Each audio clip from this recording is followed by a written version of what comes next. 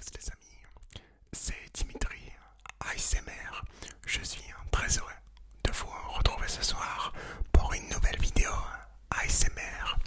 Ce soir les amis, sport détente numéro 23, si je ne dis pas de bêtises. Ouverture de l'Euro-Football 2020 avec un match d'ouverture Turquie, Italie. Alors, un match d'ouverture qui, ma foi, a été assez atypique, voire même mauvais. Quelquefois, j'ai longtemps hésité avant de vous tourner cette vidéo-là. Surtout, je me suis dit, pourquoi vous la tournez? Alors, j'ai répondu à ma question parce que je me suis auto-posé la question tout simplement. Pourquoi vous la tournez? Parce que c'est le match d'ouverture tout simplement de l'Euro et que je me devais de vous donner des nouvelles concernant cette fameuse équipe turque que je vois aller jusqu'en finale. Et malgré ce match incroyable, je continuerai à voir cette équipe turque en finale. Je vous expliquerai tout simplement pourquoi. Même si elle n'a pas convaincu durant ce match d'ouverture. Alors, match d'ouverture Turquie-Italie, on va tout simplement commencer par les compositions. Tout d'abord, je souhaiterais remercier du fond du cœur un gros big up pour Sodred. Alors, pour ceux qui ne connaîtraient pas Sodred, c'est quelqu'un de génial. D'abord, il fait des vidéos sur YouTube, il fait beaucoup de live commentés, où il commente donc des matchs de foot. Pour la plupart du temps, il commande évidemment l'Euro de football. Donc voilà, je mettrai le lien de sa chaîne en description. Et pourquoi je le remercie, c'est parce qu'il m'a donné tout simplement les compositions d'équipe. Donc les images proviennent de son live. Donc je le remercie évidemment. Et toutes ces infos seront en description. Merci à toi Sodred pour les images en tout cas et pour m'autoriser à les utiliser. Composition donc de l'équipe turque. Cette équipe turque a tout d'abord été annoncée en 4-5-1, puis on l'a souvent vue en 4-1, et pour finir, voire même en 4-6 pour le coup, puisqu'il n'y avait aucun attaquant durant toute la deuxième mi-temps. Alors, on va faire les présentations, tout simplement la composition. Donc, au goal, nous avons Shakir. En défense centrale, nous avons Soyuncu.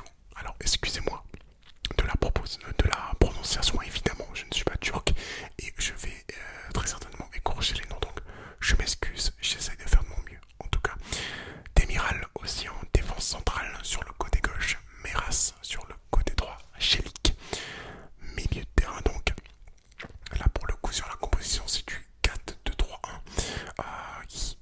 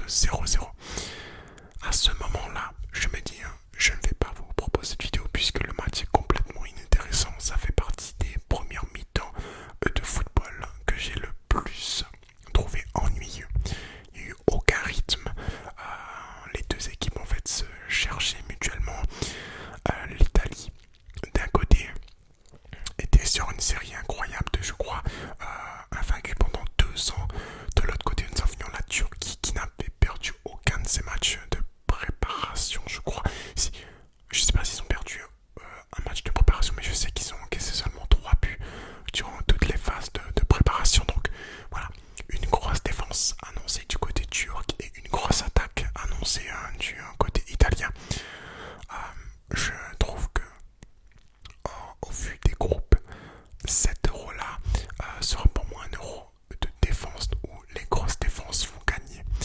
Pour le coup, la Turquie, qui, voilà, on a longtemps entendu parler de cette défense turque, comme quoi c'était une très bonne défense, comme quoi voilà, ils n'avaient encaissé que 3 buts lors des matchs de préparation d'éliminatoire pour l'Euro. Et en fait, sur ce match-là, ils ont encaissé autant de buts que durant tout leur match de préparation. C'est dingue, mais voilà. Alors, je suis d'accord que sur le premier ballon, en tout cas sur le premier but, il y a un contre son camp qui est, voilà, malchanceux pour eux. Et j'étais vraiment dégoûté pour l'équipe turque à ce moment-là. Mais là où j'ai trouvé les Italiens très percutants, c'est que je ne sais plus qui c'est qui fait le centre à ce moment-là pour Immobilier. En tout cas, qui cherche Immobilier. Ça doit être Barella, je crois, Barella ou Berardi, confirmez-moi. Mais sur le CSC, voilà, ça vient du côté droit italien. Il y a un centre dans l'axe en direction de Immobilier, mais il y a un défenseur turc, je crois, si je dis pas de bêtises, peut-être Démiral, j'ai pas envie de dire de bêtises, mais voilà, peut-être Démiral qui a marqué contre son camp, j'ai pas vérifié, je vous l'avouerai, qui oriente un peu mal son corps et qui redirige le ballon dans les buts. Là, très clairement, je trouve que c'est pas de chanceux, mais l'Italie a provoqué cette chance. C'est-à-dire que le centre qui arrive sur ce joueur turc est à mi-hauteur. Il n'est pas trop bas au niveau des pieds, ni même trop haut, pour faciliter un dégagement de la tête de la défense turque. Ce ballon arrive à mi-hauteur, arrive sur la poitrine de ce turc qui n'a pas d'autre choix que de repousser le ballon tant bien que mal, et le rebond fait qu'il trompe son gardien et marque le but. Voilà, donc très malchanceux pour le coup. Et c'est à partir de ce but là que le match a complètement basculé dans une attaque-défense, tout simplement. Les Turcs n'ont plus du tout attaqué à partir de ce but là. Vraiment, on a vu une équipe italienne aussi changer, en tout cas c'est ce que j'ai pu remarquer. Je vais vous parler de mes tops et mes flops à la fin de la vidéo, évidemment, comme d'habitude. Pour le coup, j'ai vraiment trouvé là une équipe turque méconnaissable, mais pour ceux qui diront voilà, toi tu vois la Turquie en finale et tout, regarde ce qu'ils se sont pris. Comme je vous l'ai dit durant ma vidéo pronostic, n'oubliez pas que j'ai dit que l'Italie finira devant la Turquie. La Turquie finira pour moi deuxième de ce groupe A. Pourquoi? Parce que pour moi la Turquie c'est une équipe de match couperé.